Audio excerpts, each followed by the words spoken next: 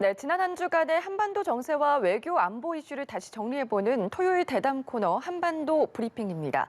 외교 안보부처와 북한 문제를 담당하는 지성림 기자와 함께하겠습니다. 어서 오십시오. 네, 안녕하세요.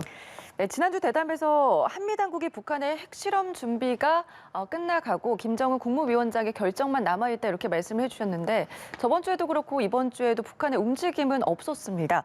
대신에 북한은 군사정책을 결정하는 회의를 열었는데 오늘 이 내용 중점적으로 짚어주신다면서요? 네, 말씀하신 것처럼 북한은 이번 주 화요일부터 목요일까지 노동당 중앙군사위원회 확대 회의를 열었습니다. 북한은 이번 당 중앙군사위 회의에서 전방부대 작전 임무에 새로운 군사행동 계획을 추가하기로 했다 이렇게 밝혔는데요. 이 새로운 군사작전 계획이 구체적으로 무엇을 의미하는지 먼저 살펴보도록 하겠습니다. 북한이 새 작전 계획을 수립하는 등 군사적 긴장 수위를 높이는 데 대응해 우리 군도 역시 군사훈련 사실을 공개했는데요.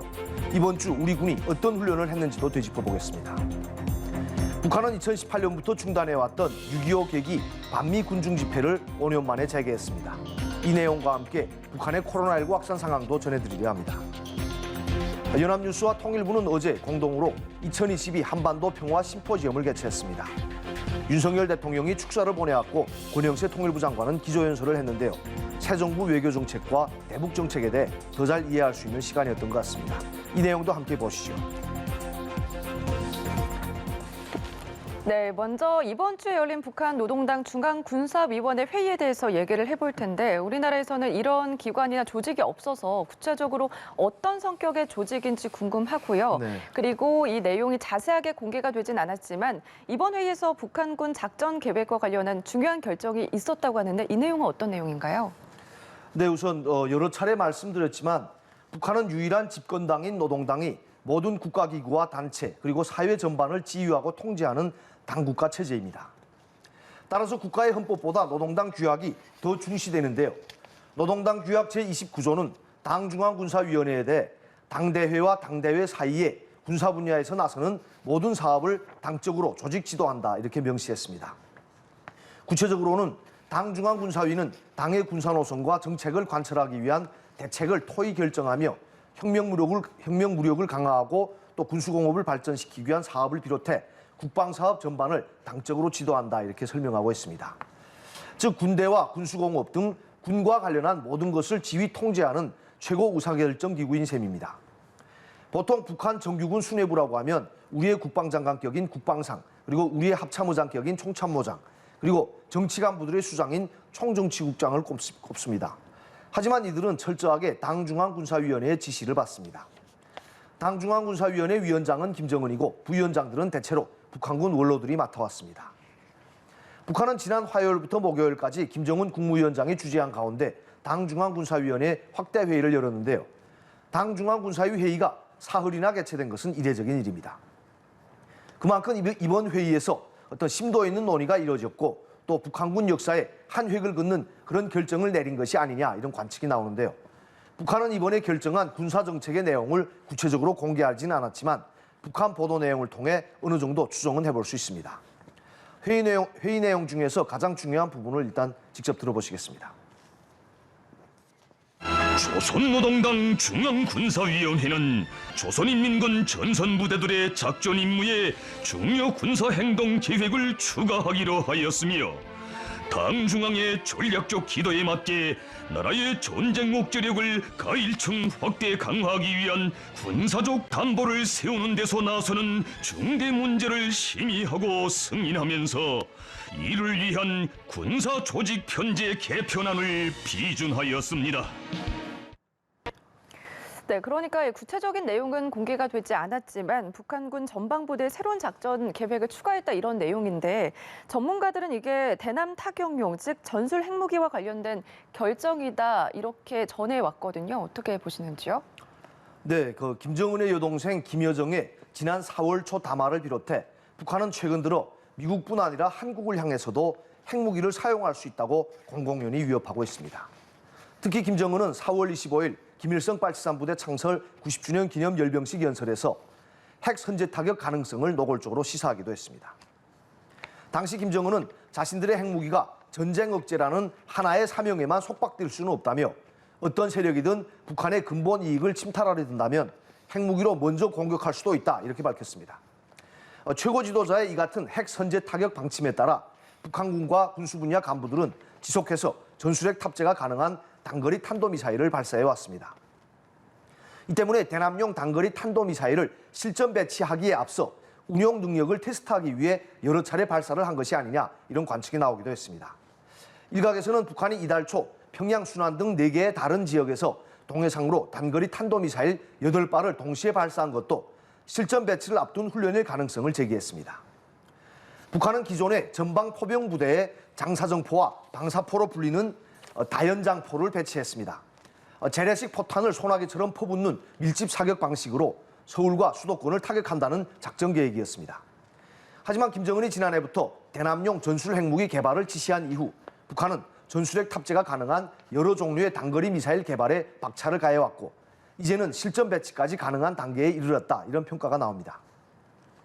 북한이 전방부대에 배치할 것으로 보이는 단거리 탄도미사일로는 북한판 이스칸데르인 KN-23, 또 북한판 에이테크스인 KN-24, 초대형 방사포 KN-25와 최근 개발에 성공한 신형 전술 유도무기 등 4가지가 거론됩니다. 북한은 지난 4월 중순 김정은이 참관한 가운데 신형 전술 유도무기 시험 발사를 했습니다.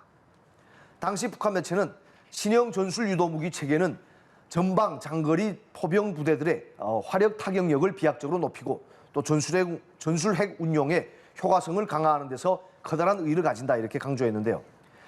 이 새로 개발한 무기가 바로 대남 타격용 전술핵 미사일이라는 사실을 숨기지 않은 겁니다. 이처럼 북한의 지금까지 행보를 봤을 때 이번 당중앙 군사위 회의에서 전술 핵무기의 전방부대 실전 배치와 운용을 골자로 하는 새로운 작전 계획 수립을 결정했을 가능성이 매우 커 보입니다. 북한 보도 영상을 보시면 작전 지도의 모자이크 처리를 하긴 했지만 한반도의 남쪽 땅을 겨냥한 새로운 작전 계획을 논의했다는 것을 알 수 있습니다. 물론 지난 5월에 있은 한미 정상회담과 또 한미 확장 억제력 강화 방침 등에 반발해 대남 타격용 전술 핵무기를 당장 실전 배치할 것처럼 위협하기 위한 그런 의도도 있을 수 있습니다. 북한이 이번에 핵실험을 하게 된다면 전술 핵탄두 폭발 시험이 될 것이란 전망이 나오는데요. 핵탄두 폭발 시험에 성공해야만 전술 핵무기가 최종 완성될 수 있습니다. 따라서 아직 전술 핵무기 실전 배치까지 갈 길이 먼데도 북한이 이번에 허세를 부렸을 가능성도 없진 않습니다. 하지만 이번에 군사행동 계획 추가, 즉 새로운 작전 계획 수립을 결정했다면 시간이 좀 걸리더라도 결국은 북한군 전방부대에 전술핵 탑재가 가능한 탄도미사일이 실전 배치될 전망입니다. 김정은은 이번 회의에서 한때 잘못을 저질러 일선에서 물러났던 리병철을 당중앙군사위원회 부위원장에 다시 임명했습니다. 리병철이 핵미사일 개발을 진두지휘해온 인물인 만큼 북한의 이번 결정이 전술핵무기 배치와 관련이 있을 거라는 그런 추정에 힘이 실리기도 했습니다. 네, 분명한 것은 이 북한은 계속해서 이 대남용 핵 위협 수위를 높이고 있다 그런 점인데, 자 북한의 이런 거듭되는 도발에 우리 군도 계속해서 대비 태세를 유지하고 있잖아요. 이번 주에는 공군이 눈에 띄는 훈련을 했다면서요? 네, 우리 공군은 지난 월요일부터 어제까지 닷새간 북한의 도발 원점을 응징 타격하는 것을 목표로 하는 전방기 소링 이글 훈련을 실시했습니다. 소링 이글 훈련은 적 공중 전력의 대량 기습 침투를 저지하기 위해 우리 공군이 단독으로 진행하는 대규모 공중 종합 훈련으로 2008년부터 연 2회 실시해 왔습니다. 군 당국은 2017년까지는 이 훈련을 공개해 오다가 남북 정상회담 개최 등 훈풍이 불어오던 2018년부터는 비공개로 진행해 왔습니다. 그러다가 이번에 5년 만에 다시 공개적으로 훈련을 실시한 겁니다. 이번 훈련에는 최신의 스텔스 전투기 F-35A를 비롯해 F-15K, KF-16 등 각종 전투기와 항공 통제기, 수송기 등 70여 대의 항공기와 200여 명의 임무요원이 참가했습니다. 훈련에서는 항공기 고도, 속도, 방향 등 모든 비행 자료와 또 가상무장 발사 결과를 실시간으로 보여주는 공중전투 훈련 체계를 적용해 조종사들이 전투 수행 능력을 높이도록 했습니다. 특히 이번 훈련에서 4세대 항공기와 5세대 항공기를 통합 운용함으로써 4, 5세대 전력 간 통합 전술도 검증한 것으로 전해졌습니다. 군 당국이 전투기 등을 대거 동원한 대규모 공중연합훈련을 공개한 것은 군사적 긴장 수위를 높이는 북한에 경고 메시지를 보내기 위한 의도도 있는 것으로 보입니다.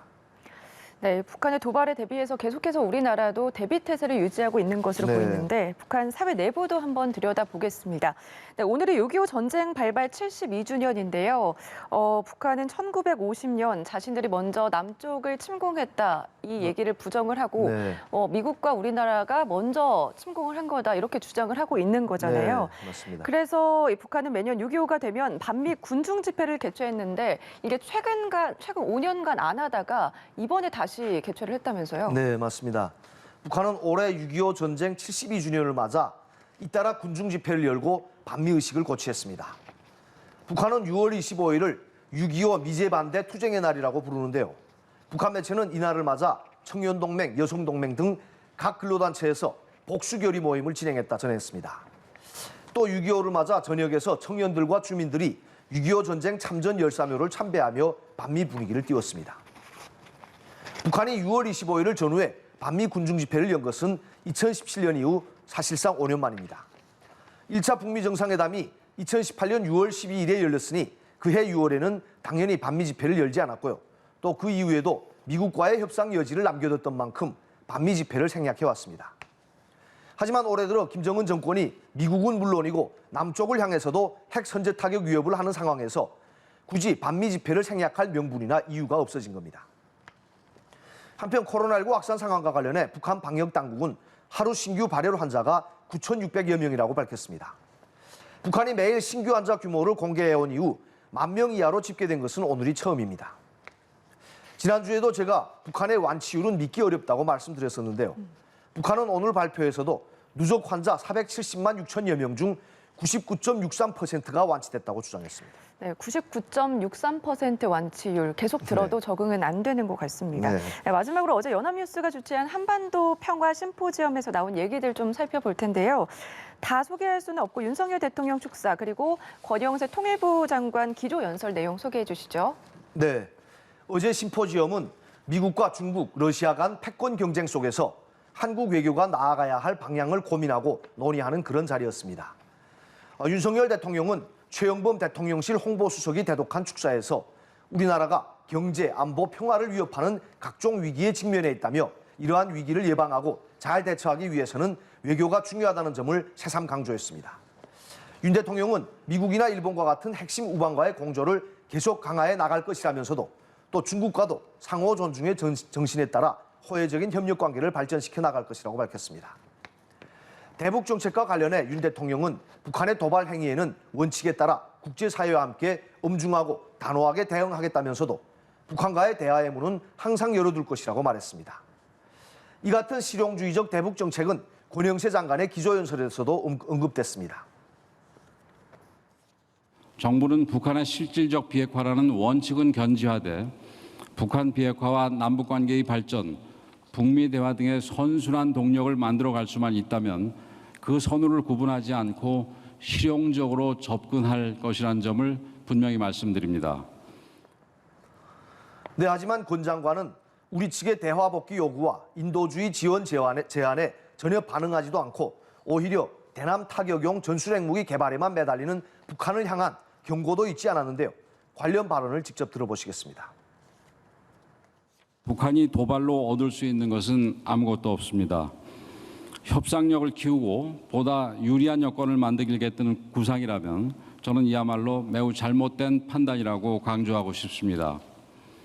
그런 전략적 선택은 실현되지 않을 것이며 결국 더 강화된 제재와 억제만을 쌓아 올려서 먼 길을 더 힘겹게 돌아오게 할 뿐입니다. 네, 윤석열 대통령은 다음 주 이 스페인 마드리드에서 열리는 북대서양 조약기구 나토 정상회의에 참석을 합니다. 나토 정상회의를 계기로 현지에서 이 한미일 정상회담이 열릴 거다 이런 관측들이 나오는데요.